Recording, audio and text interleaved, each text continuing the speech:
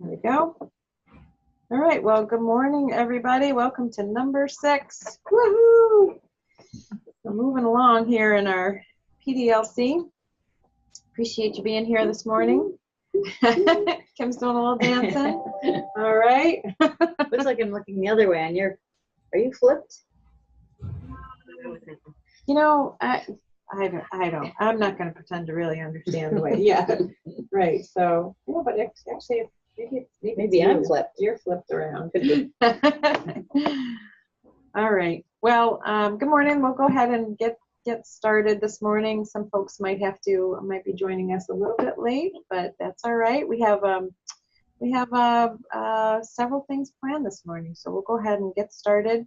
And Robin Blakely Armitage is going to be joining us in just a little bit. She's going to kind of revisit some of the presentations and information about tools to understand demographics in your community. Felt like that was worth revisiting a little bit, just to come back to, and you'll have an expert to ask some questions of. So, can everybody hear me okay? Is the audio good? All right, super duper. All right, well, how's everybody doing today? You doing good? Kim, you want to warm up with a little bit of warm up for us? Sure. I think something went out in the mail, possibly while I was gone. I'm just coming back from vacation, as of yesterday. She's all tanned. Actually, I look more shiny today than anything else. I think it's your light. I'm not shiny. But it made me start thinking about recognition. I was also looking at a presentation that's going to be presented at the System Conference, and we have 792 people registered. So if you want to help us hit 800 today, and you're not registered, systemconferences.cce.cornell.edu. Register.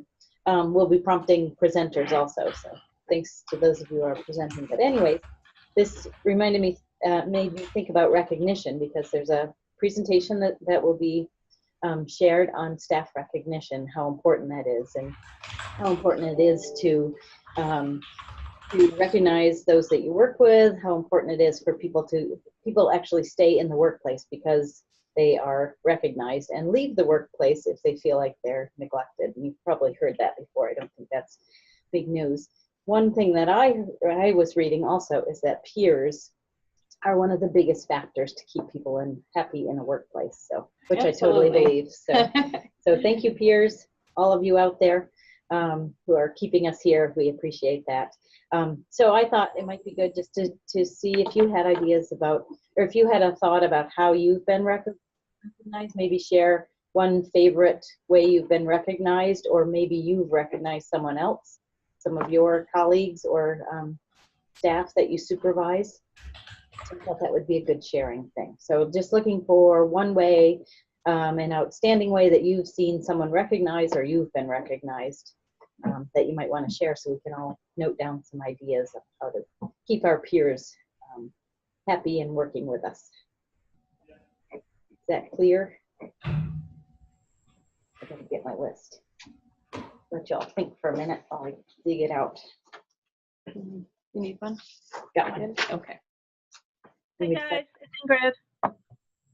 Hi, Ingrid.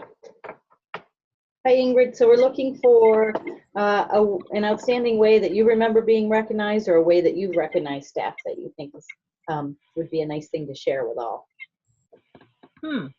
Okay. Let me think on that for a minute. It's not my turn, right? Not your turn. No. Shall I go down? I can go down the list. Shall we do that? Leland's trying to stay quiet. You can chat if you want. I'll look at the chat. Nice. Is Janice here yet? Not yet. Let me just go on the screen. How about you, Kristen? Anything come to mind? And then we'll go to Michelle. Right. I mean, I like when people just express gratitude, or they say a comment like, I have volunteers will be like, thank you so much, you're doing great work, we're so glad to have you, kind of things like that, just kind of to reinforce that what I'm doing is making a difference, kind of makes me feel appreciated. Yeah, for absolutely. big ways. Yeah, that informal perfectly fine. So it takes a little pressure off too. Mhm. Yeah. Thank you. How about Michelle? These are kind of random, but they're how they appear on my screen. Um, Michelle. I'm going to pick the obvious one. I got a bonus once. Money. Oh, wow. I know, like it's Obvious. I don't think that happens very often. no, it doesn't happen very often. So I was like, ooh, but and I bought a linoleum floor. So my husband and I still speak of it as the bonus floor. I love it. Not a very romantic usage of your bonus materials, but at the same time, it was certainly a rare thing. It was really awesome. And I think, when you can do that for people, that it's certainly memorable. Absolutely. A foundation of recognition. Yes. Great. Thanks, Michelle. We're going to move on to Craig, who's next on my screen anyways. Any ideas come to mind? Recognition, favorite recognition? I don't know. I was sitting here and I was trying to think of it. I think for me, like the bigger one is like when the kids we work with kind of recognize what we're doing. So like when I have kids still today, like inviting me to like their graduation parties that I worked with 2 years ago. And like the families are like, we'd really love for you to come. Like, I don't know. That's kind of like that like warm and like cozy feeling. And I know that it's not because they want like that $50. Like, I think that they genuinely just want me to come, Maybe it isn't $50, but we'll see. No, I think it's you. Yeah, that's a great example also. I have Nicole next on my screen. Any ideas to share, Nicole? Thanks, Craig. I would say that watching my supervisor give positive feedback, she has a handful of people to kind of provide feedback, and I see her after a meeting or just anything that kind of comes along, I'll see her directly give feedback to somebody that's very specific about, oh, really good job during the meeting today. Thank you so much. We had a great conversation because of what you brought up, that kind of thing. And I think that's meaningful to point out something really specific that someone's doing really well. Shows that someone's really paying attention. Yeah. Great. Thanks, Nicole. I have Hannah next. Morning, Hannah. Good morning. So I think it may have actually been after last year's systems conference, the CCE thing, when presenters got a really nice note and a coupon for free ice cream. Woo-hoo. So that it definitely made an impression on me. Like, it was a nice, tangible, we recognize what you did, and take a break from your work and go just step outside. And yeah, so it was very much appreciated. Oh, that's great. Not that we were involved at all. Thanks, Hannah. I think a hand note can't be overlooked as, Yeah. handwritten notes. Oh, actually, even an email. Right. Oh, good. Yeah. Thanks, Hannah. I have Shayna next. So this is kind of one of those things. I was listening to a TED Talk podcast when I was running this weekend, and it was on gratitude. And one of the conversations, one of the speakers, I can't tell you who it was talking about recognition versus appreciation and how they are different. And so I'm kind of listening and thinking through it, but kind of recognizing for a moment, but appreciating all the time. And I think that kind of going with what Hannah has said and Nicole, kind of just, constantly saying, thank you for bringing that here. Thank you for bringing that up. That constant just, I appreciate what you do every day, I think makes a big difference. Recognizing, here and there. And some people don't like to be, I think Leland wrote, like publicly recognized or kind of brought up, because that's what they remember is standing up in front of a room and having people stare at them, and that's not their thing. But so I think the appreciation, that constant, like little tidbits here and there, and then coming around, like Craig mentioned, I used to teach swim lessons. And now my youngest swimmers are graduated college and, doing things. And so when I run into their families or I see them still swimming and still coming back to me and saying that made such a difference, that's like, all right, like that really worked. I appreciate your time to tell me that. So. Oh, that's awesome. Yeah, then it makes me feel really old. It happens, right? Kids grow very fast. That's what it is. That's what I've come down to. Yeah. Thanks, Shayna. Appreciate that. Barb, Neil, how are you this morning? I am well. Good. Let's see. I guess I would just pick up on what Shayna said. It's both recognition and appreciation. And certainly it's great to get a bonus, but a handwritten note or just a comment like, wow, I really enjoyed your class. I think my favorite recognition of all was an evaluation when I was teaching a class on botany. And this, I don't know who it was, one of the students wrote like, Professor Neal makes the most boring topic interesting. Oh, that's like, great. wait a minute. I didn't think it was boring, but that one cracked me up. But when I give a talk, it's really nice when like a garden club or something, they, just a little thing, $5 at Dunkin' Donuts, a mug. Mhm. That's nice, and I really do appreciate that. Oh, that's great. Thank you, Barb. And Sarah Fitkin, good morning. Any ideas about recognition, how you've been recognized or how you recognize? So I think my favorite type of recognition is, well, it's one of two things. It's either recognition for like the really simple things. So like I turned in a PowerPoint on time to somebody yesterday and got an email back just thanking me for being prompt. Which sounds silly, but I feel like there's so much we do on a daily basis that you can just send a sentence email and it makes you feel good. And then the other kind of recognition that I think is really important is when somebody's talking, and I'm terrible at this, but when somebody is talking, especially if they're giving a presentation, to actually be engaged with the presentation and not be like on your phone or on your email. Because if you're actually like making eye contact or taking notes or something, you're showing them that what they have to say is worth your time. Whereas if you're sitting there like scrolling Instagram, that doesn't make the speaker. Yeah, that's a neat way of looking at recognition, because it does recognize I've got a talent in front of me and I'm interested in Barb's boring topic, right? Yeah. Thanks, Sarah. Appreciate that.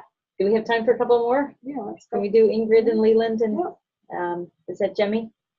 I haven't memorized net IDs yet. It's Janice. Oh, Janice. Yes. Just go with initials. That should be easy enough. Ingrid, you must have a million ways that you've been recognized. My favorite recognition is always from kids. I love when they write me thank you notes. They're definitely the most meaningful. They're the ones that I want to hang up on my door or hang up in the hallway and just kind of showcase. So that's definitely my favorite one. But one of the issue leaders in FCS who used to work here, she did something that I also thought was really cool. It was more about recognition than, or appreciation than recognition. She had little beach buckets, little sand buckets that she handed to each of her staff, and they put them up in each of the cubicle areas. And all of the staff was required to fill their buckets with, notes of kindness or appreciation or recognition. And I just thought that that was really cool. And I think that all the staff really took away a very loving message from that too. So. Oh, absolutely. Sounds like it kind of set a culture there on her team. Yeah. Appreciate and continue to. That's a good reminder. Sand bucket. Might know where to find a few of those. Thanks, Ingrid. You're welcome. Can you see Leland? Can Leland? Oh, Leland. Leland's not a fan of public recognition. Really like when recognition can be defined. I think it's common, but everyone kind of prefers a simple, I like how you did this, compared to the broader, good job. It's nice to hear exactly what someone appreciates. So I think that's, echoing others saying that really somebody's paying attention and looking and seeing my skills and my talents. Thanks, Leland. So Janice is our last one on. Did I miss anybody else? Is that it? Janice, are you able? Can you hear me? Yes, good morning. How are you? Good morning. I was hoping you'd run out of time because I don't really. Oh, Janice, you're a recognizer. I know that. Oh gosh, I know, but I'm just I'm kind of brain dead. Everybody else has said so many good things. I don't know if I really have anything to add. So, What speaks to you? in terms of receiving recognition or giving Yeah. recognition? Well, I guess, most recently I went through my performance review, and just, to have the work that I've done acknowledged and recognize that it's on track and important and well done. So that's nice to hear from your boss. Absolutely. Right. Right. And you had a big program, was it last week? It's been every week all winter, but 2 weeks ago I had a humongous hemp program. I guess I had like 120. I thought I had 100 people, but it was like 122. Wow. Great. And last week I had a smaller crop meeting, had like 15. So I know you had one after another after yeah. another. Thursday's my last one for this season, and I am just in anticipation of being, relieved of that. So Yeah. Great. Well, hopefully you can take a few minutes to celebrate, right? Mhm. yeah, and then actually focus on my PDLC work for a little while. Didn't say that. Doing just fine. Thank you all for sharing. I think it's important, especially when we realize that people are much more engaged when they're appreciated by their peers, their colleagues, their supervisors, and we certainly appreciate all of you. And I could go one by one, but I don't know if we have time for that. Should I? No. We'll turn it back to you. So let's. Okay, sounds good. Thank you all for your great ideas. Yeah, no, it's great. I mean, a very important part of PDLC is collegial mentoring and relationship building. And I think for some folks, myself included, sometimes we think about the meat and potatoes of what we offer in extension or what kind of programs we're developing. But a really important part of education is building networks of people, because peer-to-peer learning is really where it's at. We listen to each other, and we, when we feel recognized and committed and connected to other people, we learn better. So setting that environment, setting that stage is critical. That's why we spend so much time on this in PDLC for sure. So thank you, Kim, for doing that. Yeah, sure. Thank you all. So we have Robin Blakely Armitage here Robin. with us. Hi, Robin. My favorite. So I think what we'll do is kind of move right on to that piece of our program next, and then we'll, switch gears a little bit and reflect a little bit on where we are in the process, and do what we normally do, which is take a peek at any kind of issues or concerns that you have with the topics and the Moodle, and what's working and what's not working and that sort of thing. But just give me a minute and we'll move. I'll share Robin's presentation here. And while we're doing that, can everybody just kind of give me a thumbs up? Did you receive a little box in the mail or at your desk? Everybody get something? Okay, good. Just wanted to make sure. I have this little bit of a distrust for no good reason. Kim laughs. U.S. Postal Service. She doesn't trust the mail. I know mail people, and they're great. I don't know. This was FedEx, so Oh yeah, those FedEx people. Yeah, I know. They never get anything anywhere. All right, so here we go. I am going to move on to share. I know it's really awful. So Kim, can you see presentation? I can. Yep. All right, so I'm gonna open that up to make it bigger. Put my Hopefully. video off. How come that didn't seem to do its thing? No. Yeah, we're seeing that. That's what happened to me the other day. Is it really? Mm-hmm. So let's try that again. Share. Maybe I didn't share in the right way. You can share the application or share. I thought I did. I thought maybe if I shared. I could see the slides just fine. It was fine. Yeah, but it looks like oh no, I'm not seeing it. Sometimes you open it and you can see the main slide, and sometimes There we you open it, go. you can see. Okay. What'd you do? Go with screen? Pick a screen? No, I shared in presentation mode. So Okay. now we have to move forward. It's looking good.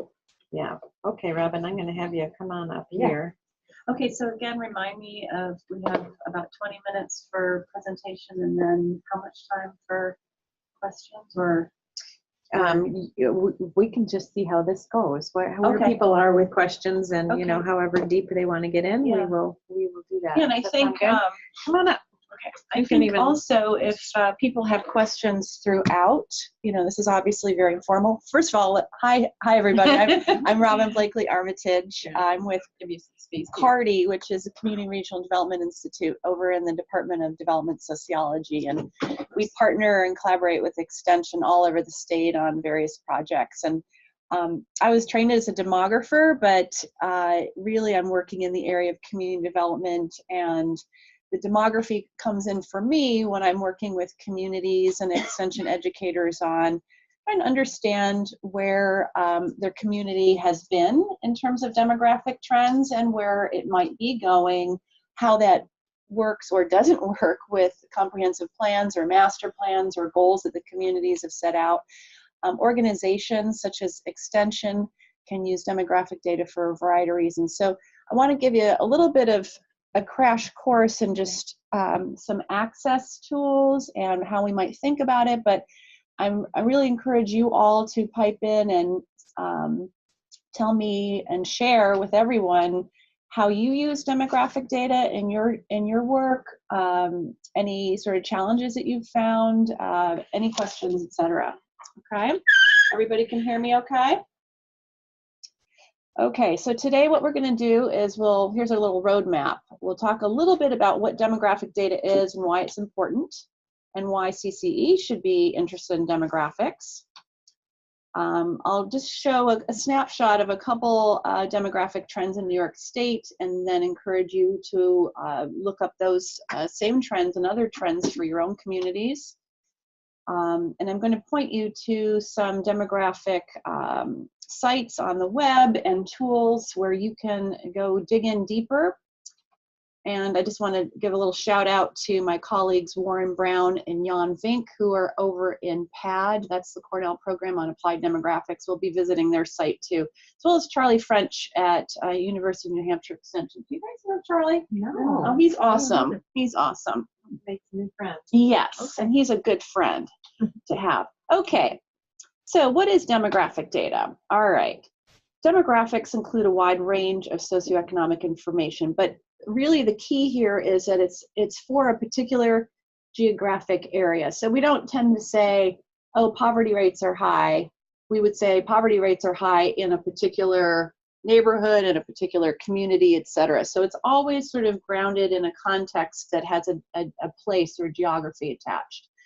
Some of the examples might include population, age, income, sex, race, ethnicity, employment status, etc. There's a whole range of demographic data.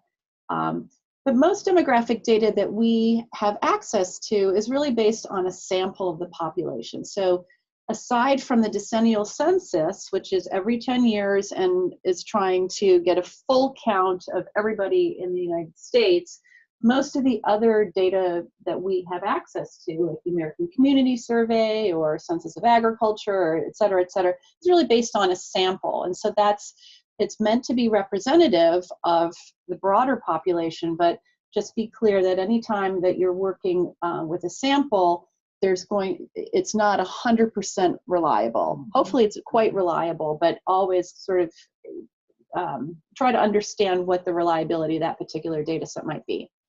And so given that, demographics really provide an aggregate picture of a particular community or geography in a particular point in time, but there's obviously outliers. So for example, if I'm looking at Tompkins County where Ithaca is and it says the average household income is X, you know, my household may or may not fit that because it's obviously an average or a median or a mean. So it's an aggregate. So there's always exceptions.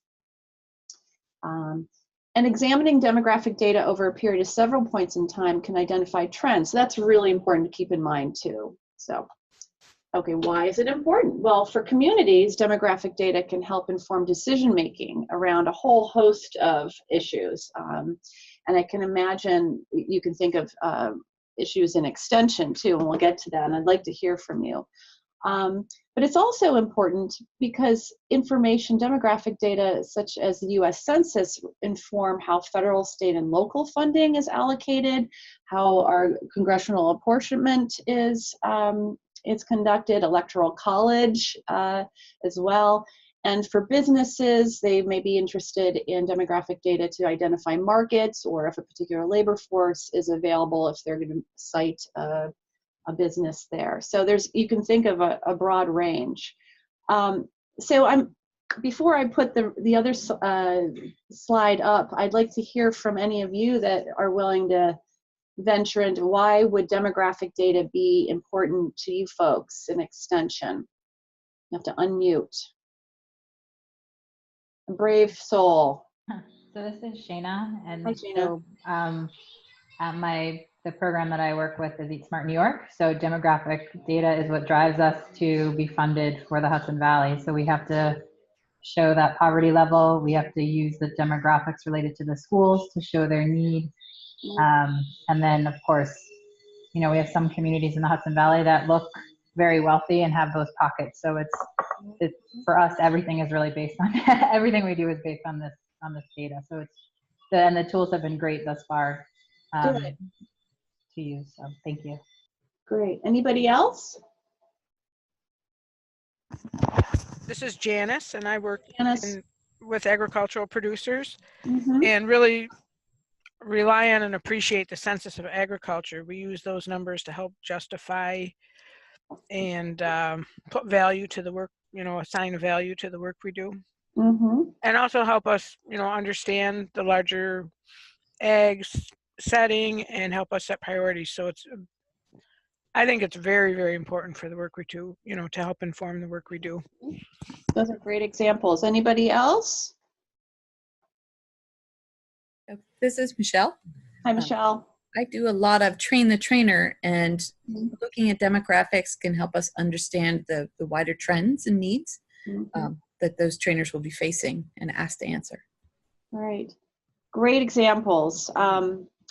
So basic questions that you can answer with demographic data are just what you've all said. So understanding your own communities, the broader context, how demographics have changed over time. Also what the community is projected to look like in the future, and anticipating needs, and how your programming might adjust, how your training might adjust. Are your existing programs reflecting the needs of the current population, and how you may need to change that? And also being a resource yourself, and you're often, that's part of your role too, is to be a resource for the broader community.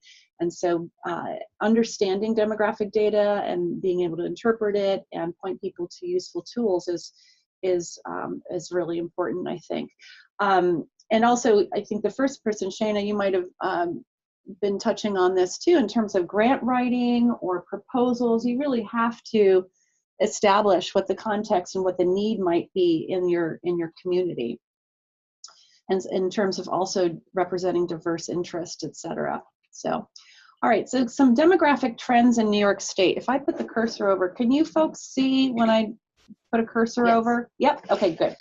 So I'm just going to point to just a couple major trends that are either national in scope or very true for New York State, and may or may not be true for your own communities. So a major one is the population of New York State has actually been declining in the last couple of years. And so that has some major implications for different communities. Certainly has implications for the state as a whole. But as you know, population, this is total population regardless of age. But if we look at, say, the school age population of 5 to 17, that has been declining for quite some time. And so particularly in our rural areas, that has a lot of consequences for school districts, et cetera.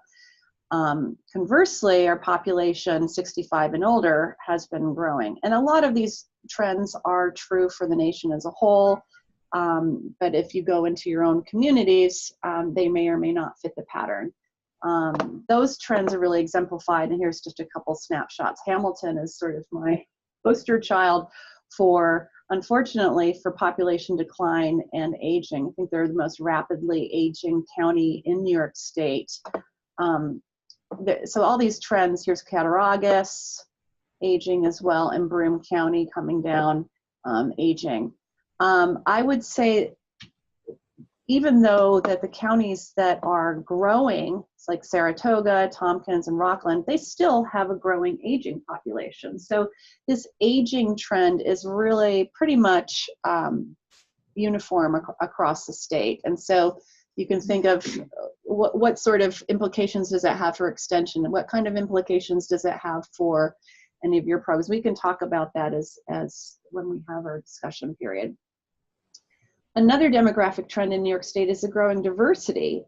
So the state as a whole is becoming much more Hispanic. Now, let me just say too, all these graphs have different axes, so the scales are different. So you really can't compare across these graphs on scale, but the trend line is really what I'm showing. So percent Hispanic is true for the majority of communities around the state. Percent Asian is going up. Percent American Indian, non-Hispanic has been coming down. Again, this scale on this graph is very, very small, so it's a small percentage to start with.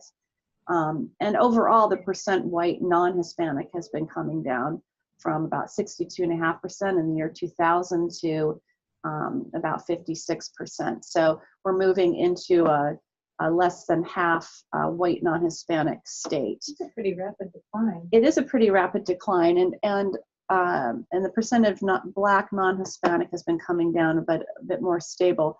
And there's a number of factors that contribute to that. International immigration is a big piece of that. Different birth rates for different race and ethnic groups, and out-migration from the state is not uniform across race and ethnic groups. So I'll point you to the data source. This is all actually, it's US Census Bureau data, but I was able to get these tables and these charts actually from PAD, and so we'll go to that site if, so you can find these for your own community. So I'll go through these really quickly. I know that some of you are already familiar, but these are sort of my top go-to sites when I'm just answering a quick question. These are where my starting points, and oftentimes my ending points. Usually I find the information that I need. But I just want to do a quick little primer on census data, because it's a little confusing what census data is and American Community Survey data is, and it gets back to that idea of a sample and how reliable the data is that you're getting. So as most of you know, the census data, we have two main sources. There's many sources actually, but we have the long form census, which is the decennial census every 10 years. And this is the one that's mandated in the Constitution. There's been a lot of politics about it lately in terms of funding, the citizenship question, et cetera, et cetera. But really the census is actually meant to go to every household. The long form is where you get more of the rich data, and that is based on the sample, but in terms of the actual count and some basic information, that goes to every household. So I should have actually put that on the chart too. And the most recent is 2010. The American Community Survey will provide annual updates, but actually what happens, the way that they conduct this survey, it's a monthly survey. So you and your household really have a chance, 1 in 480 in any particular month, of receiving this survey. And it's very, very similar to what the long form census was. So it obtains all that rich, detailed demographic information. So in any given month, 1 out of 480 households would have received? Yes. Anybody win the lottery? I have never received it, and I am so mad. Who's filled out the American Community Survey? Anybody? Okay. Michelle? Okay. All right. My husband screens the mail, so. Oh dear, yeah. So census geography, and getting back to that idea about demographics and demographic data is really nested in a particular geography. Oftentimes the questions that you may have or the programs that you may be exploring are not for a county as a whole. It might be for a particular block or block group or census tract or neighborhood or voting district or et cetera, et cetera. So it's important to know that for many data sets, you can actually get smaller areas of geography, the data tabulated that way. So here's just a tricky. So the American Community Survey, now in terms of how frequent you can get the data and how up to date, if you are in an area that has a population of 65,000 or more, you will get annual updated estimates. The most recently available is 2017. If you are in an area, a geographic area that has a population less than 65,000 and all the way down to the census block group scale, you would get what's called a 5-year estimate. And basically what that is, it's pooling a lot of observations over 5 years in order to obtain a large enough sample that then there's a reasonable reliability about the data.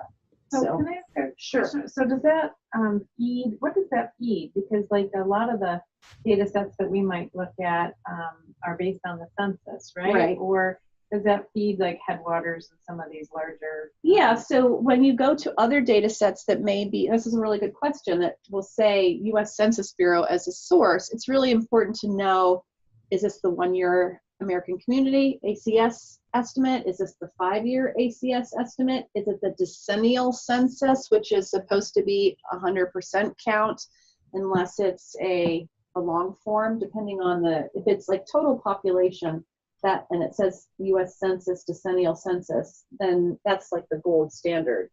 But in terms of how reliable, you need to pay attention to the source. If it just says US Census Bureau, they haven't given you enough information. It really should say a little bit more. Okay. So in terms of the types of information that's in the ACS, so the demographic characteristics are sex, age, race, Hispanic origin. And it's important to know that the Census Bureau treats race and ethnicity as separate categories, which of course also can be problematic. There's a lot of discussion about that. Social characteristics, I won't go through all these, but I will point out that the citizenship question, which we've been hearing a lot about in the news, has always been, well, maybe not always been, I think since 1980, has been on the American Community Survey, but has not been on the census. And so the politics right now are about adding that question back to the decennial census. And the way these surveys operate, they are different. And again, the decennial census is mandated by the Constitution to get a full count. So the fear is that by putting that question back on, you're no longer going to really get a true count. And so there's a lot to be said about that. We can talk about it later if you are interested. We also can get some good housing characteristic data from the ACS and economic characteristics. So again, the key differences between those two data sources are the census. The most recent one was 2010. We're looking for the 2020 soon. We'll probably get data from that in 2022. It's only once every decade, but it's very, very, very reliable. So you sort of trade off having more regular data with the American Community Survey with some margins of error attached. So it depends on your question. If you absolutely need something that's really, really accurate, but it may be out of date, you have to weigh the pros and cons, okay? All right, and so just touching upon the sample data issue. So as sample size decreases relative to your total population, the variation in your estimate, the margin of error increases. So for instance, if you are interested in looking at poverty rates among American Indians in a block group, there's probably, depending on that area geography, that particular block group, your numbers may be so thin that you can't say anything reliable. The data may not exist. It may exist, but the margin of error is so high, which means there's only 3 people there. We really can't extrapolate and make any sort of meaningful comparisons based on that data. So that margin of error is really a way of how you can express how good the estimate is, right? And it reminds you of the limitations of the data. So if you have huge margins of error, people use that data anyway sometimes, but that can be problematic if you're making a definitive statement based on a statistic that has a huge margin of error. And that's why we have those 5-year estimates for the graphic. Bless you. For the smaller areas, we have the 5-year estimates because we get a more reliable, larger sample by doing that. So then, does that make sense? Yeah. Sort of. Yeah, I keep thinking about, how we're trusting that the data that we get is good data, and some people may choose to not answer something or not answer it correctly. Right. So right. that adds to the margin of error as well, right? Yeah, the Census Bureau has some pretty sophisticated ways of testing based on a particular sample if it's truly representative of the broader population. They're able to make some adjustments, but even so, there's still some error. And so anybody that uses that data, really, if they're being responsible, should also publish and also point to that, okay, poverty rates are 15% in this neighborhood, plus or minus 3%, so that then it's really a range. It's reliable within a range. It's not actually a point estimate. Does that make sense? Yeah. But absolutely. I think another thing. There's people that fact check. I mean, there's somebody that's on that. Well, too, right? Some people abuse data, as I'm sure you know. It's sort of, what are the facts? It really depends on how you interpret it. So if you're trying to make a case for a particular program or policy, and your argument depends on a number being exactly something, many people just kind of conveniently forget to say, well, this is really just based on a sample. They'll say, well, the Census Bureau says that poverty is 15%, and so we absolutely rely on that, but they're not, so they're not giving the full picture. And some people just do that because they don't know, but you folks will be responsible data consumers, right? Okay, so the Census Bureau, there's a lot of information here, lots of webinars that they do. I don't know how many of you subscribe to Cardi's Communique. It's our monthly newsletter, but sometimes I try to put in there links to upcoming webinars for data that may be useful. So keep your eyes open for that. If we go to the census website, are they able to see this other screen? I think we have to. Here's what you're seeing. Right. So okay, you're gonna have to stop sharing. Okay, hold on, folks. And then share. And then you should see screen. I think it's right here. This one? There you go. Yep. And then share. Okay. Oops, am I live? Yep. Oh, they can see over here. Test. Yes. Okay, great. Okay, so quick facts is down here, and this is a really easy way just to say, okay, I want to get, so you'd put in your geography up here, these drop-down menus, and you can actually select specific data indicators that you want to look at, but here's a good starting point just for understanding where your community is. All right, so when you see this little, I'm gonna make it a little bit bigger. can you see my cursor?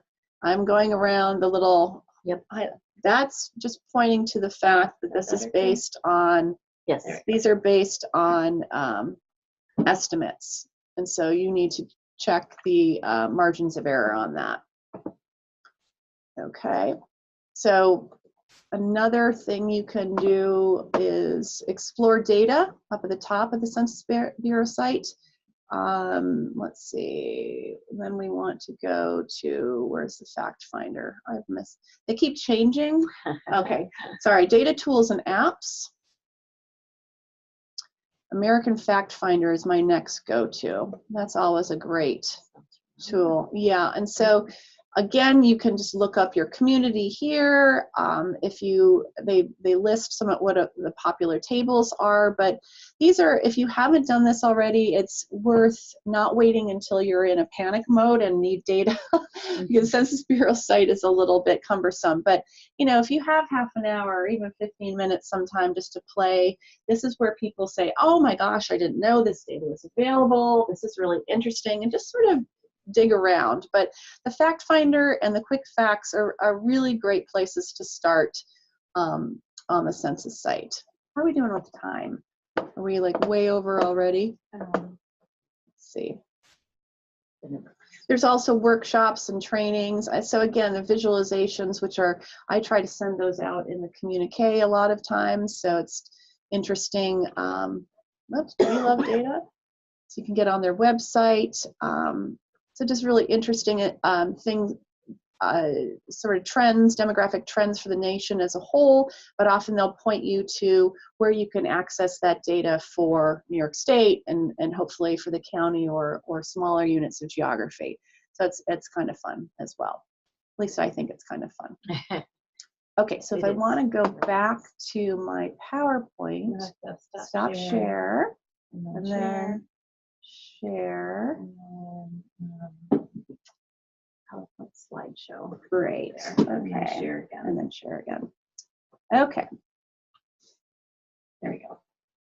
Got it. Okay. So I think some of you have said that you've gone to PAD's website. So I stop sharing. Then I share.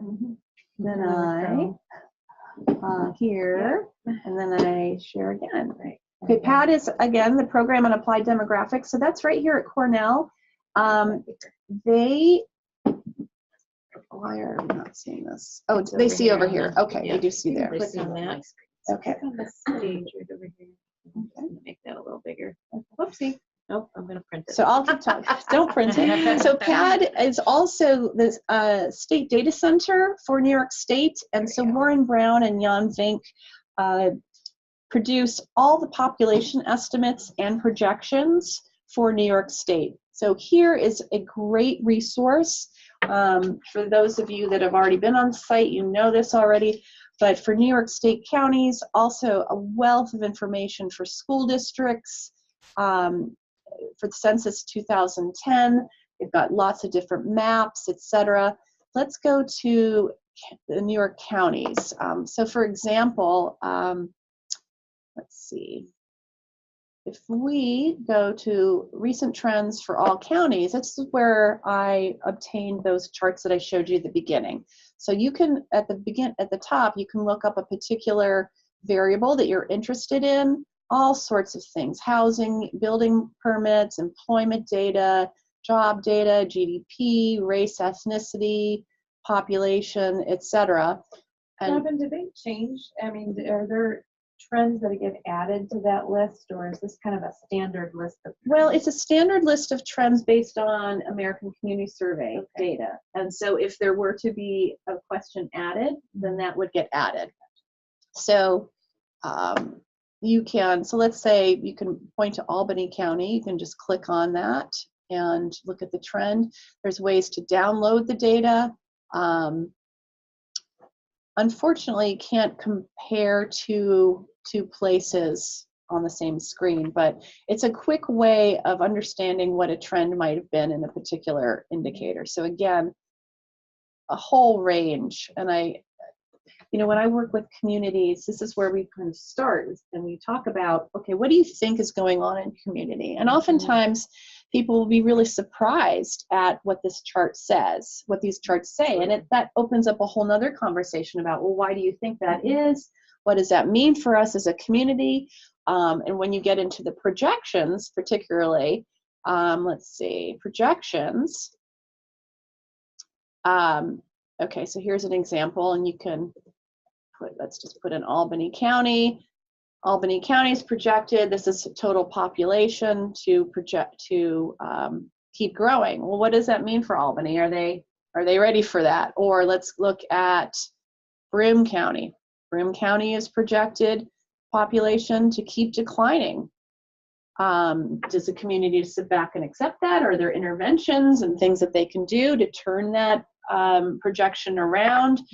Do they see this as an opportunity in some way? So, you know, sometimes these trends are viewed as challenges to be changed. Sometimes they're opportunities to be taken advantage of. So it's all in the framing, but it's a good conversation starter at the very least. Okay, so let's go back. School districts, I don't know if it was Shayna who talked about working with school districts. This school district site here on PAD is tremendous. And so if any of you work with superintendents in the district, point them to this. I won't go through these, but it's not just enrollment data, it's score data, it's budget data. And a school district is a very important part of the community. So having that conversation at a broader community level and how school district trends are impacting the broader community is important. So again, this is a site that everyone needs to just kind of play on and spend some time at. So can I just ask one more question before you go away from there? So we have a couple of ag educators, and Janice had mentioned. Oh, before I go away? Yeah. Oh, wait, they're still on here? Yeah. Okay. No, you went away. Yeah. Sorry. I will be going to the ag census. Okay. Okay. Because you can get to the ag census from the PAD site, right? I'm not sure. I'm just thinking that you could. I don't think so, but I could be mistaken. So, all right. So I'm going back to PowerPoint. There you go. And share. All right. So, and then there's profiles, etc. too. So, okay. And here's a great site too. And very quickly, I'll go to Headwaters. Celeste had mentioned this.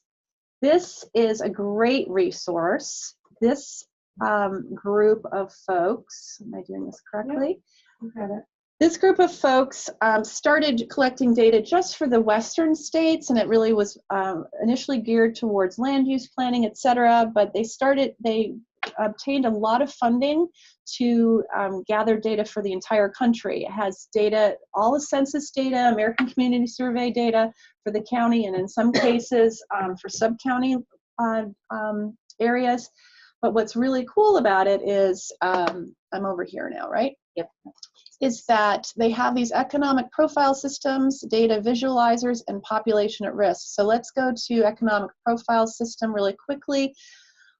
It's all free too, which is really neat. Let me just show you a quick sample of demographic profile. And here again, there's all sorts of different types of data. We have land use, agriculture, mining, timber, government services, et cetera, et cetera, et cetera. Just give you a snapshot.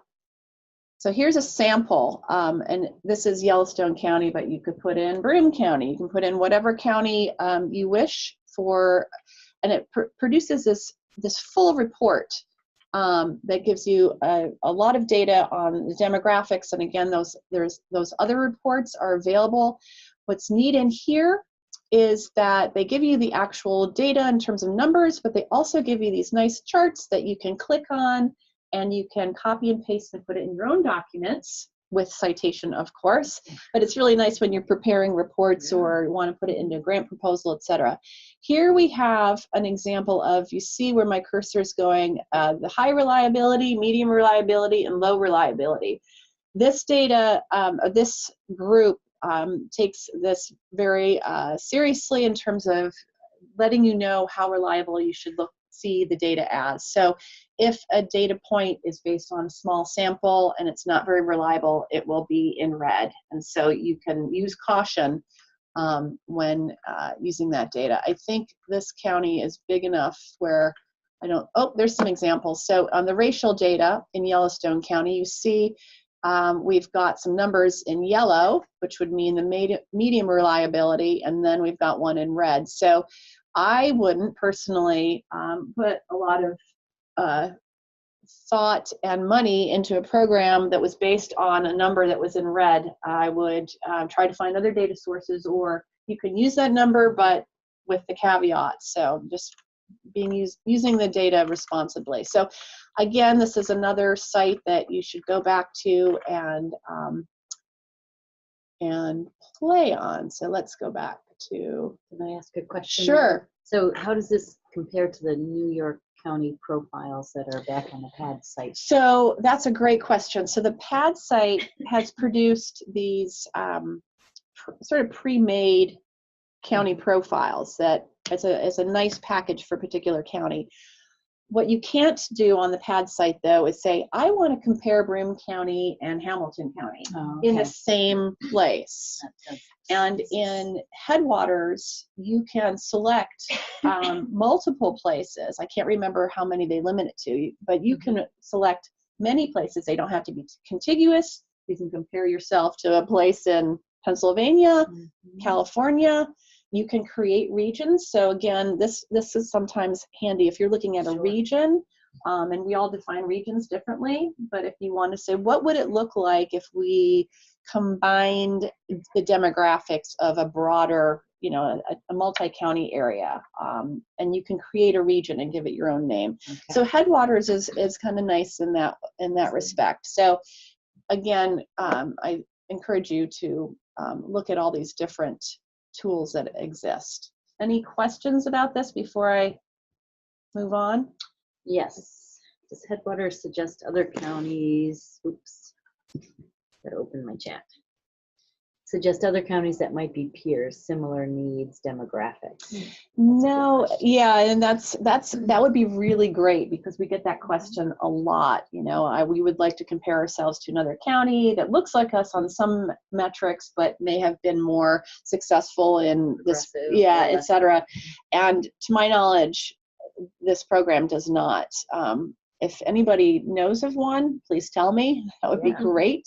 So you can, if you've heard of counties that are doing something innovative, you could look at their demographics or you could look at other data measures and see, well, are they similar to us, or maybe they've been more successful in this aspect because of XYZ. Right. So it gives you a lot of flexibility. We also have a question about, will you be willing to share your PowerPoint? Oh, absolutely. Absolutely. So. Yeah, because I'm going through this super fast. And again, I always joke that it's a Friday night with a glass of wine and you sit down and look at data when you're not feeling stressed. We know how to have fun. We know how to party. We demographers are crazy. Okay, so totally get that. Okay, so I'm going to move off of this. And again, what's nice about this site is you're constantly updating it. And this is where many different data sources come together as well. So Janice also mentioned to search Google USDA Census of Agriculture. Yep. If there's other places you get to it from, is that? Well, you can get to a lot of the same data. You mean get to Headwaters through that? She's just saying to get to the Ag Census. Oh, the Ag Census. Yeah, that's my next. Okay, I'm here now? Yeah. Okay, so Census of Agriculture. So we are really excited about releasing the data or getting access to the data for the 2017 Ag Census, which should be available next month. But here's the site. Great data as well, and it combines a lot of demographics as well as more producer crop. You're probably quite familiar with it, but this is a really great data source. And so probably within the next month, everyone should have access to the 2017 data. So it takes a while. People often say, well, why does it take so long? Because we have to make sure it's been, the surveys have been conducted properly, that they're thorough, that they actually represent, the sample represents the geographic area that they're nested in. Tabulating, it's very labor-intensive process. Yeah, labor-intensive process. Okay, so I'm just going to, in the second to last slide, there's millions of data sources out there, and Google is your friend sometimes, Google is your enemy sometimes. But here's some ones that I've gone to fairly frequently that might be of interest, and I've checked all these URLs yesterday because sometimes they change. And these are all current, but there's a lot of health ones down here from the county health indicator profiles, health statistics from the state, Department of Aging, et cetera, ERS from USDA, So these are just hopefully some helpful ones. And then those of you that do subscribe to the communique from CARDI or just go to our website, every other month, I, along with Jan Vink and Adriana Hernandez at PAD, put out what we call a New York Minute. And the idea around this is to point folks to what we think is kind of an interesting demographic or other trend in New York State, and give you a little snapshot on what the trends are, but also point you to data so that you could dig down deeper and find out more information about your community. And those are all on the CARDI website. These are all on the CARDI website. I've given you URL up here for New York Minute. We do a research and policy brief series too, but in terms of data and resources for data, and mostly demographic data, our New York Minute is that. So, whoops. That's our. Oh, perfect. That's my last slide. Aside from thank you, but how much time do we have to? We can take some time for some questions. Okay. I think You're that's probably the amazing. most important part. Yeah, and I'm also interested, the questions, absolutely, but hearing from you all, if you've been using these sites, if you found them challenging or useful, or other sites that you really rely on, or, how are you using this kind of data, or what kind of data do you need that you haven't found? Well, people are thinking about that. Shana shared the New York State Health Equity Reports by select cities, and she shared a link in the chat. Oh, great. To healthnewyork.gov. Great. We can add that to our cohort site as well. Yeah. And if that's okay, I'll add it on to the slide that I have too, or I'll start a second slide. So, I don't want to overwhelm people, but that's a great example of another site. Anybody else? Michelle is writing, hardest thing for me is always vocabulary. Sometimes the sites don't measure the same thing, although it's called the same thing. Absolutely. Absolutely. One good thing, well, there's many good things about the Headwaters site, but I didn't point it out, but as you scroll through the report, on one page is the data. On the other page, there's a section that says, why is this indicator important? What does it mean? So it's giving you that background on what it's actually measuring, what the source of the data is.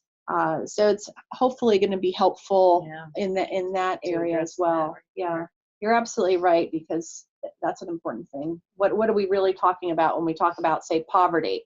Well, there's a lot of different ways to measure poverty.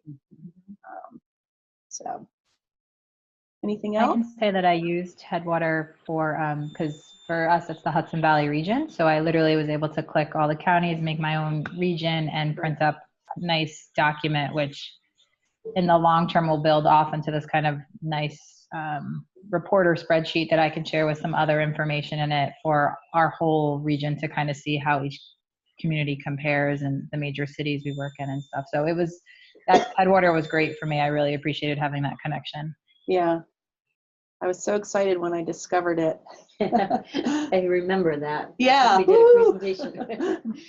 Yeah, and they're very professional looking reports too, It's nice. And you can click on the spreadsheet piece and just download the data too, right into your own Excel spreadsheet too. Robin, this has been great.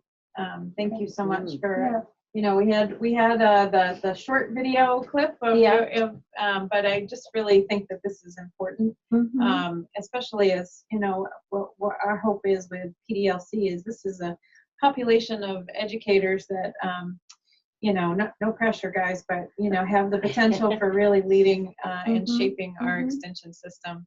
And so knowing where to find good data to write proposals and really, state our case is really important. So, yeah, this is great. Well, I'm happy if people want to email me a question. RMB18 is my net ID. So if I can't answer it, I'll probably point you to Warren Brown or Don Fink, who are the most amazing. They know this data inside and out. They know what's available, the caveats. I use it in the community context, but they really are the data gurus themselves. So We did get a couple of other questions. Oh, Do we have the sure. time for that? 2 questions. Do Amish and other plain communities participate in the census? And what would be good sources for info on the Amish? There's a census of religion. So that's because of the separation of church and state, the U.S. Census data, whether it's ACS or decennial census, cannot ask about religion. So Amish is a religion. So you can look to the census of religion for counts, but in terms of demographics, it's a little trickier. In terms of whether they participate in the census, they're supposed to.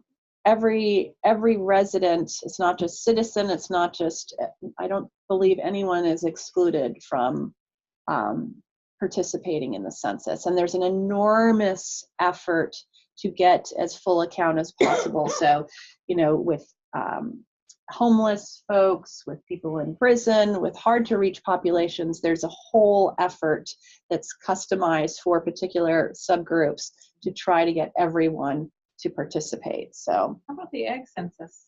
Because I think that's part of that. yeah, that's a good question.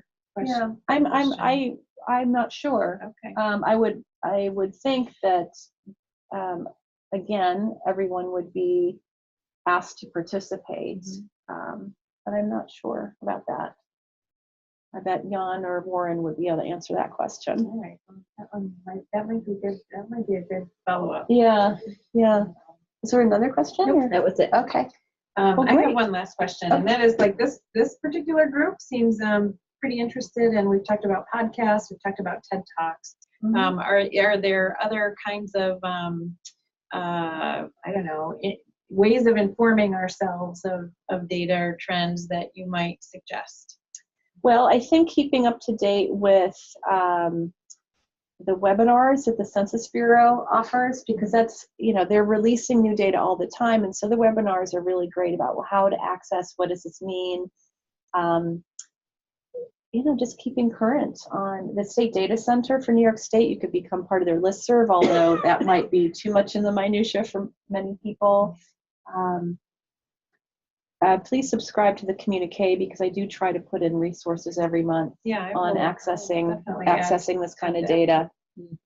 So it's not just about publications, it's about our broader programming with CARDI, but I am looking for those useful nuggets, because most people don't want to go for a week-long training session in Washington, D.C., but they do want a quick tutorial on the web, or, hey, did you know about this new data that's being released? And so. All right. Yeah. Shout out from Nicole for the New York Minute. She said it's great. Oh, thank you. It's a lot of fun, actually. Just these 4 topics, I have to go away and read them right now. Even you haven't already? I have. Yeah. Well, thanks. This has been great. Yeah, thank you. Thanks for coming and spending some time with us. Sure. This is good. Very good. All right. Okay, gang, we're going to take a little humanity break here.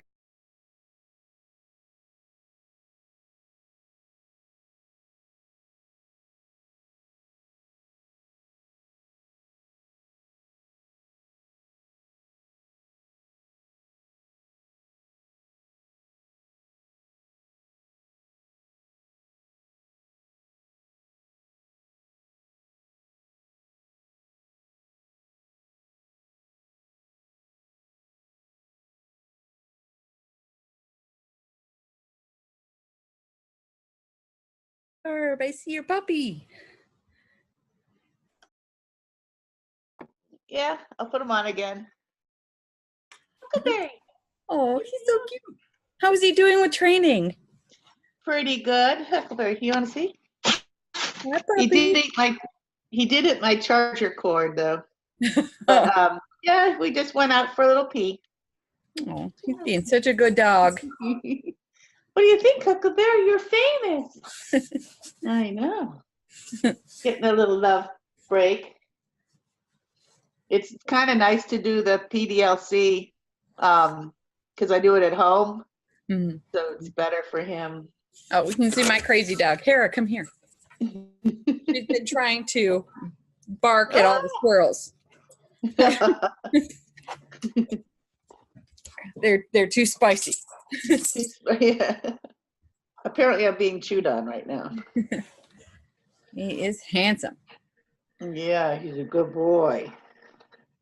Right? He's a good boy? Yes. He loves to sleep in the sun. It's a rough life being a puppy. I tell you. Oh, oh no, he's gonna get tired. Sometimes he just falls asleep right in my lap, but sometimes he eats the computer cord. So Well, he's been a very good webinar participant. yes, he's been sleeping on the floor, but being very nice and quiet. But he might be ramping up now. We're talking about him too much. I know. Look at him now. Oh. Oh. He had a very busy weekend because my daughter was home, and he loves visitors. So, okay, oh yeah, there we go. How old is he now? 6 months? No, he's only 3 months old. Oh, goodness, he looks so big on your lap, though. I know. Well, he's pretty big. He's probably 25 pounds now. Oh, he's got a long ways to go then. Yeah, he does. But these paws, man, these are big paws. So stinking cute. Look at that. It's Awesome. Huckleberry. What is his name? Huckleberry. Huckleberry. Oh, I'm looking down. He's like, who's talking to me? Oh my gosh. He's adorable. Adorable. Say his name again. He's like, what? I know. Huckleberry, are we talking to you? Oh, hi. This is very interesting. You wanna? No, don't say it. So, let's see. Is it time? Our 10-minute. All right, you're gonna. Hi, excellent. All right. Anybody want to stretch us a little bit? Do we need that, or are you feeling stretched? Or tell me what you want to do. Just look at puppies all day. I know, right? Puppy watching. We can get started if you are ready, or we can stretch if you are ready. Do that. You tell me. I'm ready. You Ready? Okay. Excellent. All right. I am going to go to sharing. The stretching. Let's see. All Yep. right. So, a couple of things. Let me stop sharing that because I want Bruce to share something else. Share screen. I never know what my screens are called here. Doesn't that look like This the is right 2. one? See your 1, Oh. 2, and 3. Yeah, you mean the numbers on there? Look at the numbers. I need Kim here. Okay. Not really, I'm not. All righty. So let's just kind of take a pause and think a little bit about our Moodle site and the content that's there and any questions that you have. It looks like people received their box then. That's good. I was glad to see that, hear that.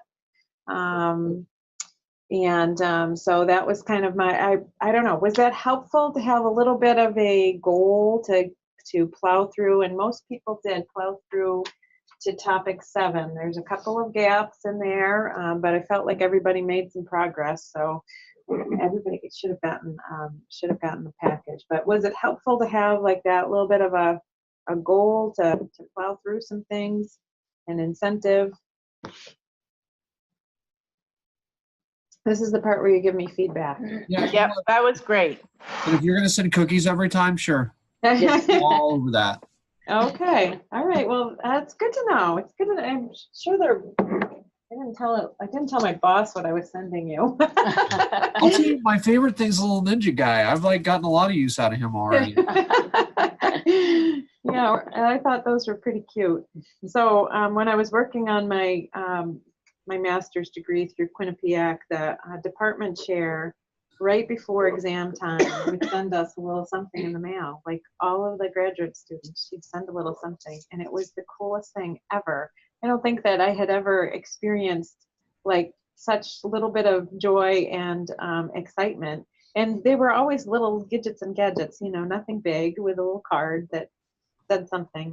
And I loved it. So I was like, boy, that's a great idea. And then we have a colleague at Penn State who is, she invited Kim and I to participate in a kind of a statewide conference, much like what we do, but it was all focused on international agriculture, and they use this whole idea of sending out a smile in a box, you know. The whole idea behind Amazon, right? Like things arrive at your door with a little bit of happiness attached to it. And it was interesting to hear the comments and feedback about that sort of method of encouragement. And even though we know, you know, there's lots of research about how real motivation happens from within, I do think a little external motivation, particularly chocolate chip cookies, you know, works pretty well to get people at least feeling encouraged and motivated and appreciated. And so hopefully you felt a little bit of that.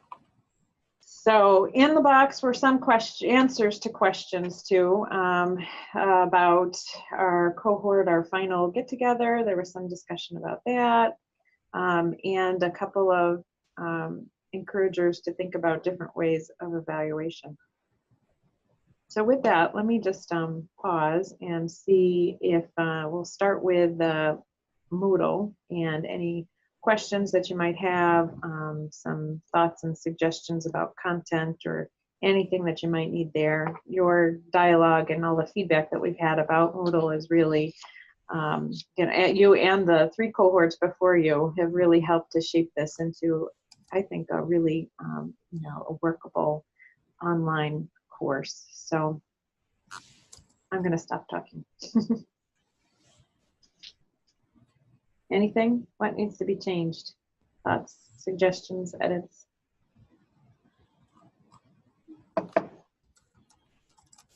I think the Moodle overall has been super easy to follow. I really appreciate the way that the modules are broken down, and I can't say that I would change anything. And that's coming from Ingrid. Yeah. Ingrid? Yeah, I'm not the technology person. So for an online course for a non-technology person, I think it's been easy. Yeah, no, that's, I really value your thoughts, Ingrid, because I know coming in you were a little concerned about how this was all going to work. Yeah. So, and I think, Ingrid, it may have been you that was asking about the final Flipgrid or the Flipgrid that's in evaluation strategies. I did open that up today. Awesome. The gold star for being the first to respond to that one. And it basically is asking you to think beyond the survey, you know, evaluation practices that you've used. So sharing back on the Flipgrid would be appreciated. There's also 2 links in the evaluation strategies piece. They both lead to the same thing, but just notice one says read and the other one says explore. There's a lot of things in that box folder. Just open that up. There's a number of things in the box folder around evaluation. A number of these are actually in your binder. I know that Leland loves his binder. You'll find you'll find if it had cookies in it. I know, if it had cookies in it. But you know, that some things, as I have said before, I think are worth reading. Some things are worth skimming and knowing that they exist. A number of the things that are in this evaluation section we're going to cover face-to-face when we're together. Monica Hargraves from Cornell Office of Research on Evaluation is going to be with us for a portion of the day, and we'll go into these in more depth. But this is kind of your pre-learning time within the Moodle, reviewing what's there and kind of wrapping your head around that next step. Right. And check and, you know, give me some feedback on whether or not those links work. Leland and I had some back and forth this morning. They should both be to the same thing, and I think if the setting is right so that it's going to open it up. But it was acting a little tricky for him. But I'm wondering if some of it is just a little bit of a delay because this all happened. Yeah, it's still. I just checked. It's less like the Explore. The one that's marked Explore Evaluation Strategies, it still goes to Cornell Box, but it says, oops, we can't seem to find the page you're looking for. Okay. But the other one was fixed, so thank you for that. Okay, well, I'll mess around with that a little bit more. I'll take the link off and add it back on again. Didn't work for Michelle this morning Didn't either, work for but she Michelle, said she'd okay. try again. Okay. All right. I will go in and play around. Okay. Anything else that needs to be fixed or not working right in the Moodle? Okay. All right. Sounds good. Was it helpful to have a little bit more detail from Robin Blakely Armitage today? Yeah, I really appreciated her presentation. I've used some of those sites. I used them actually when I was doing my plan of work. So it was great to kind of see. The Headwaters was new to me, so I'm really curious about checking that one out. I like that you can compare two communities. Right? And create your own region. I think that's pretty awesome too. So particularly if you're writing a proposal with another county, it helps to be able to show a professional approach of, what your demographics look like. So, all right. Yep, I'm definitely I will fix the Explore link. So sorry about that. Okay. All right. So hearing nothing else in about the, oh, yeah, I guess I have one other question, and that is, did this Q&A end up working as a Q&A? Did you end up getting I tried something different. Let me just get past my Duo. I don't know why it's asking me for this now, but Timing, right? So Just because I'm trying to look in there. Did folks get this PDLC face-to-face number 2, a few questions? Did you get this email? Never went out? Okay. No, I got it. But I'm going to say, Celeste, I didn't answer because I don't really know how to answer. I don't really know what the best choice is. So we talked about that in our little group this morning. Okay. So I apologize for not responding to that. I don't know what to pick. Okay. Well, I'll tell you where we're at right now.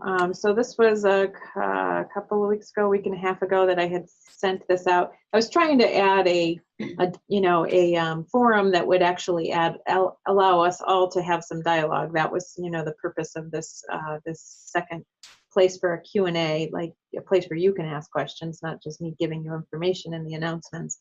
But and the question was, at the final face-to-face, we have, typically just had presentation.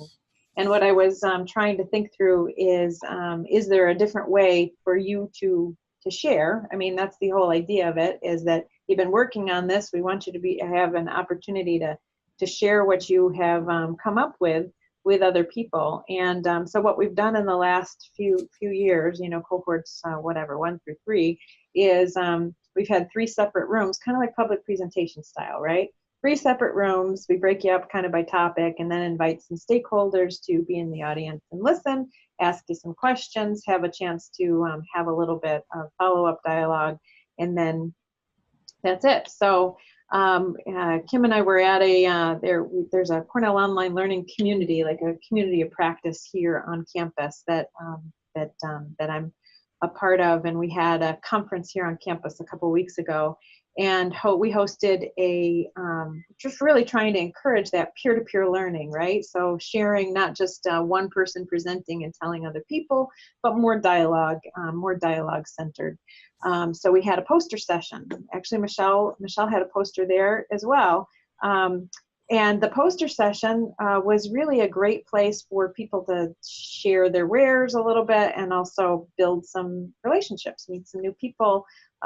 It felt a lot more, I don't know, friendly, warm, engaging, I guess is the right word, than presentation style. So I just came back from that, and I was like, well, maybe there's a different way of doing what our hope is that you're presenting what it is that you've come up with, and getting some feedback and engaging and meeting some people. But maybe there's a different way of doing that. So in this question, that's what I was kind of asking about, is should we do something more different, a poster session in a public place, like in the library, what's that place called? The entryway of Mann Library lobby. Yeah, where a lot of people come in and out, where you could, just kind of meet and greet some people, some that are invited and some that are just, interested to see what we have available. Could we do lightning presentations, which are a different style of presentations where your slides are just going and you have you have a shorter period of time and you're talking.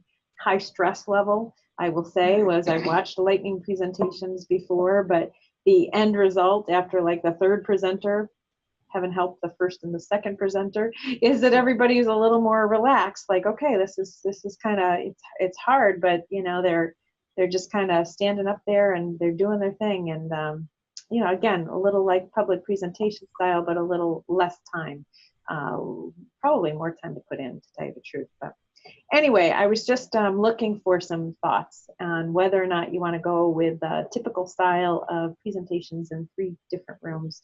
3 different rooms only because, there's a lot of you, and if everybody's doing a presentation, you don't want to have folks just sitting and listening for 3 hours, right? So we can do it in an hour and 15 minutes if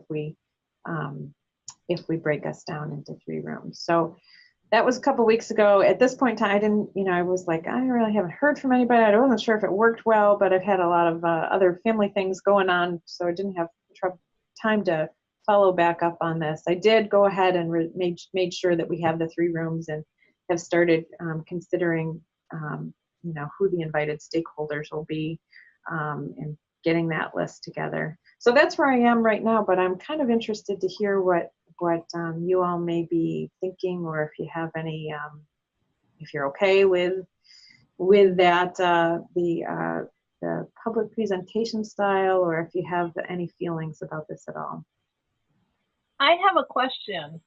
If we were going to go with one of the other formats, either like slides or a poster or something, I'm like trying to think about what is the content that I would put on something like that. I'm not even sure that I have the right kind of content for that. I certainly can talk about the steps of my process, but what do you show? Yeah. So, and I don't know if other people are kind of feeling the same way. You would probably share the same information. So in a poster session, in fact, one of the things that we'll look at next, and we took a look at it a little bit, I think on the last call, is the one-pager, right? So the one-pager probably has all of the content that you're going to present. It would have all of the content that would be on a poster or in a Pecha Kucha, the lightning presentation style. Those are just different ways of doing kind of the same thing. I guess I'm just wondering what you're comfortable with. So sometimes it's easier if we know exactly what's going to happen to prepare for that. And, we certainly all know what a presentation includes, and we have a sample of slides that you can use for, you can adapt, or you can use the, the base slides, template slides to put your presentation together and the one-pager together. But just trying to throw it out there and, think outside the box and honor your thoughts and considerations. Got to vote for traditional 3 rooms. Okay. From Janice. This is Barb. I guess what I would hope for is that I would get some really informed and considered feedback. Mm-hmm. And so my guess is that the traditional 3 rooms would be more likely to get that, just because you could have a little more time, and even giving the folks who are attending, watching the presentations, some ability to give written feedback also might be good. Like, what was some feedback so that you don't have to try to remember it when you're standing up there. Mm-hmm. That'd be my feedback.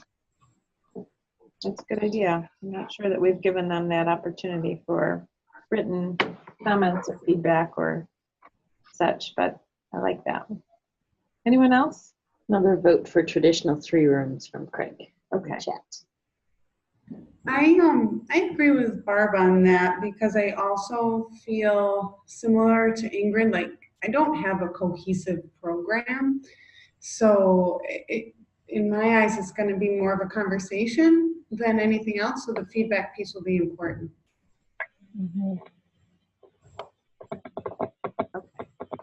I'm feeling a little differently in that a poster session is actually kind of appealing to me in that it could allow us to see a little bit of what everyone did, but then it would also allow for the deeper engagement with stakeholders and with each other when stuff really resonates. Yeah, I feel like the lightning presentations would make the feedback part helpful. And, you know, part of me would be interested to see what everyone has done, which wouldn't be able to happen with the traditional 3 rooms. That said, though, I know posters can be a little daunting if people don't already have content compiled. You know, I will tell you that the having the one-pagers is helpful because you will be able to see a little bit of, you know, a little bit of everybody else's you know, you'll be able to see what they're sharing anyway. So I am opening up one of last year's one-pagers. They're pretty succinct. They include a picture of you, title of your presentation or your project, right? Your title, a quote from you about program planning. Most of them are around some kind of things about program planning. And then, you know, the breakdown is essentially answering some ADDIE pieces. You know, how did you or how are you going to assess your needs, develop your objectives, understand your audience, you know, develop and design some kind of a engaging experience. You know, really the focus should be on whatever your project is, but, you know, we encourage you to touch on the elements of ADDIE just to demonstrate that you have featured some part of program design as a result of PDLC. So, you know, and if you feel like, you know, you'd rather do a poster I'm just thinking out loud. What we could do is we could take the one-pagers and blow them up a little bit and have them, because before the closing presentations, we'll have a little bit of a gathering of people, a little reception. So that might be something that where we can feature, and, you know, everybody's just as a warm-up exercise. You'll be able to meet and greet anybody that's coming, any of the stakeholders that are there to hear your presentation. But that might be one way of doing it. And you'll also have some extra copies of your one-pager to hand out to folks who may have particular interest and bring back. Does that all sound pretty good? I'm not seeing a blank of the one-pager, so I'll make sure that that gets uploaded, and a template of the presentation. And so those are things that you can, you know, begin working on, and you'll have this next month to really focus in on those elements. So for those elements, like the template for the presentation and stuff like that, are they just as guiding templates, or you really want format to stay exactly as is? The one-pager, please use the template. The presentation can be, you can adjust. Okay. You know, they're really just suggestions. But the one-pager we kind of use as a promotion for PDLC as much as for your program. Is that helpful? Mm-hmm. So just things to think about. We'll need a headshot picture. So if you don't have one, have somebody take one of you, and a quote, something that you can think maybe you have learned through PDLC or you reflect on as you plan programs. You know, just begin thinking about how you would describe, you know, how you would succinctly describe how you assess needs and what your objectives are and those sorts of things. All right. Anything else I'm missing with that? Nope. Other questions about that? All right, I'm going to go to sharing my other screen. Kim, thing number 3. Okay. It was called Kim? It was, yeah. No, it has numbers on it. I don't know if I just never realized. All right, so draft agenda came to you in your box. I don't know if anybody has any thoughts or suggestions or questions about the agenda. Essentially a focus on, we're gonna finalize your pitch, your project pitch, what you're planning to do or what you have done. We're gonna focus on evaluation. So you will be asked to bring evaluation samples. So, and that could be whatever you like to do, whatever strategies you like to use for evaluation. A survey for redesign. So we'll take some time to talk about survey design, good survey design, bad survey design, and if you have something that you would like to redesign, you might have some time to do that or to talk with some colleagues to get some feedback. All right. Business cards if you have them, or something to help other people know how to follow up with you, because we will have some guests in the audience. Bring your notebook and your slides for your presentation, although we'll have another chance to talk about these things. I just plant the seed for all of that. Okay. We'll be in room 400 again in Riley Robb, and the other 2 rooms that we'll be in for presentations will be on the first floor of Riley Robb. So we'll split you up by program topics. In the next week or so, I'll be starting to ask for some, what you will call your presentation, just to help me think about how to split up the 3 groups. Business attire for the reception, so basically not jeans, just I know Chris Watkins will be in the audience, not that he's always all business attire, but just as just think about your audience being some potential stakeholders that you might want to do business with. And dinner will be at the Moakley House again. Presentation is going to be from June Mead.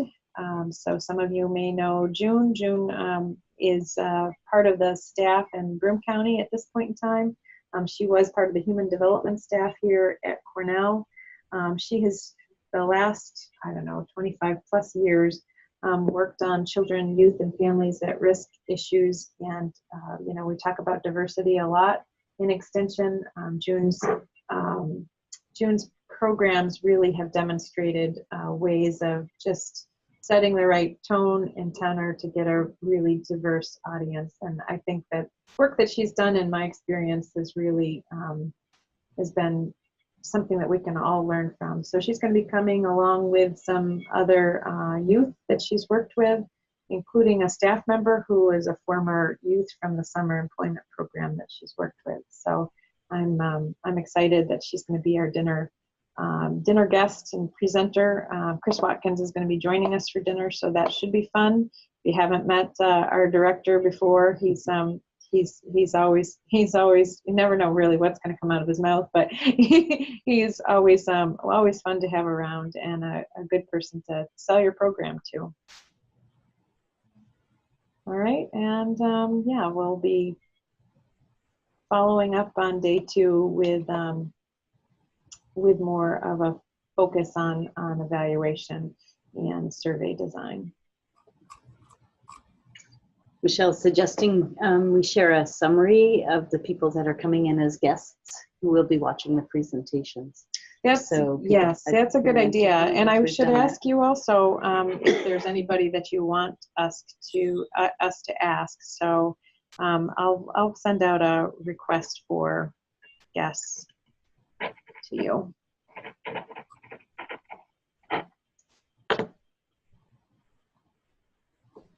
So it's not who and why. We send out we'll send out an invitation to all of our department extension leaders within on campus, and all of the executive directors that are your executive directors for associations that are represented,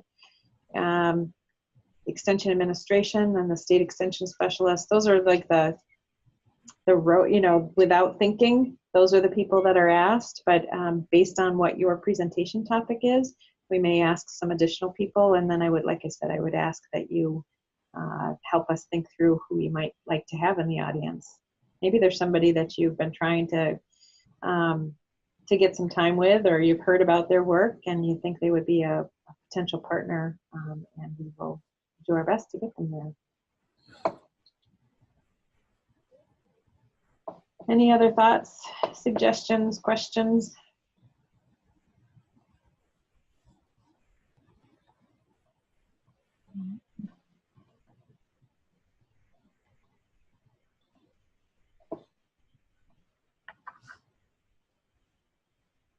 All good?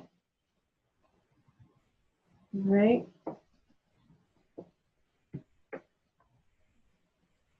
All right. We have a few more minutes before our time is scheduled to wrap up. And we've kind of covered a lot of things today.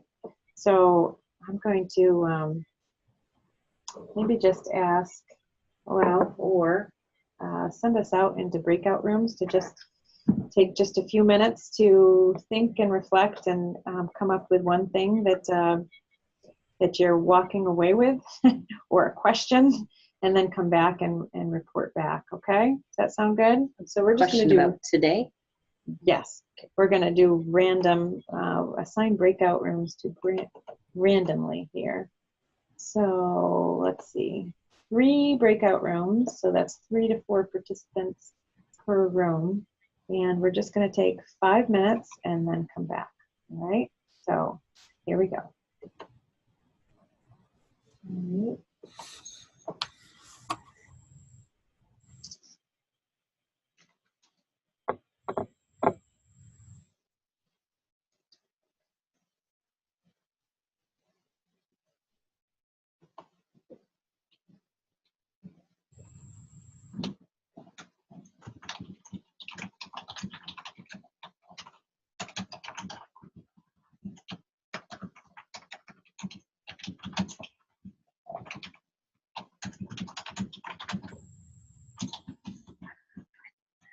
That's okay.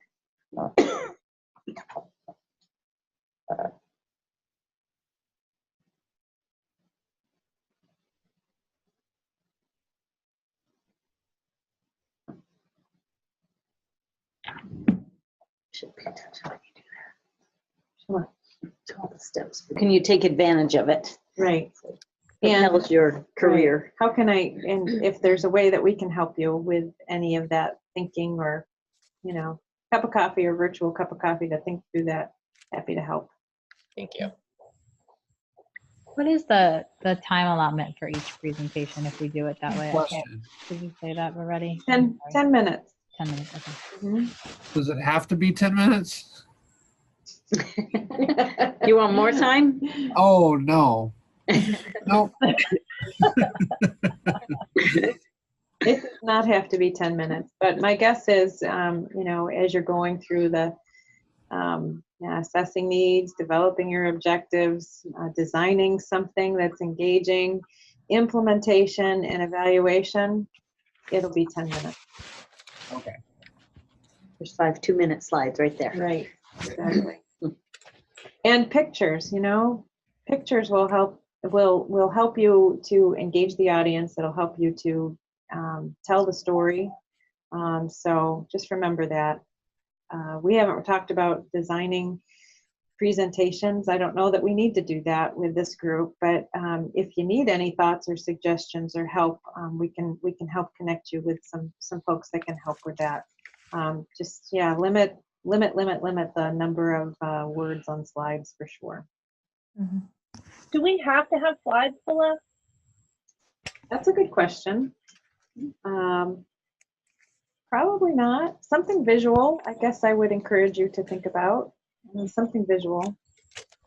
Okay. What are you thinking?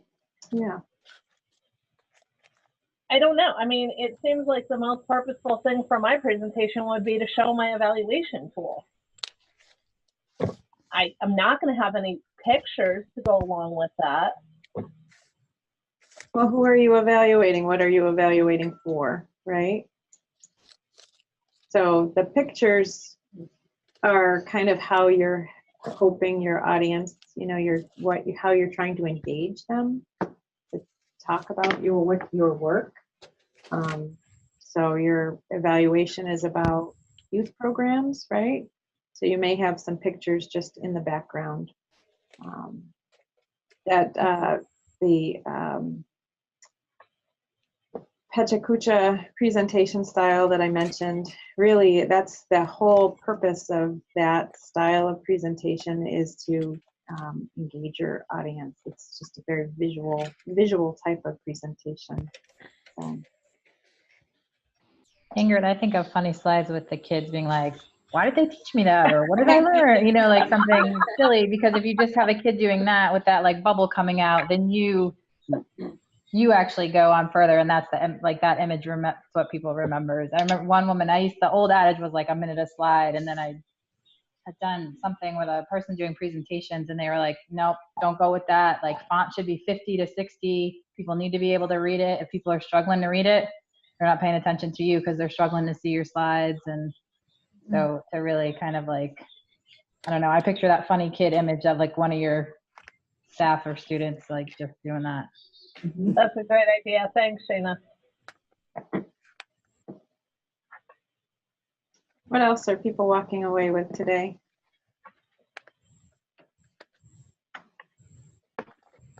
We talked about, I mean, at least I feel like the presentation was really valuable to go over demographic sources. I think it would be very helpful for grant writing. Mm-hmm. Good.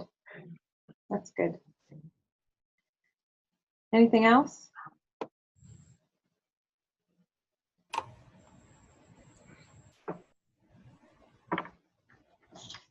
We also wanted to figure out how to make 30 hours in a day. That'll give us the time to do. Thinking about what happens at noon. Right. Yeah. Yeah. I totally get that. Except I wish that I had 30 hours and nobody else did. Like, you know, because when other people had more time, they'd given me more things. So yeah, right. I totally get that. But you know, we pushed hard to get through implementation now. So really, you have another month before the presentation is going to happen. So I'm feeling like you're in most everybody is in a really good space right now. Not to let go, but to just kind of keep moving ahead and thinking. So this is all good. I'm walking away with my own list of things that need to be done. I need to fix the Explore link in evaluation. Thank you for doing that. Making sure that you have the one-pager template and slides template if you want to use that. And start the list of guests that will definitely be on, so that you can add on your folks that you would like to have invited. Anything else that I may have promised that I'm not thinking of right now? All right. So on my plate this week, I'm finishing up the report that goes to the National Institute of Food and Agriculture, and so you may not hear back from me for a few days because I got to get through that and get Chris Watkins to sign off before the end of the week, and then I'm looking forward to digging in on some other things here and being more available for anybody that needs something. So Celeste, I just thought of something. Would there be a way to zoom in people who wouldn't be able to travel for your presentation but would like to get some feedback? Yes, I think we can make that happen in all of the rooms.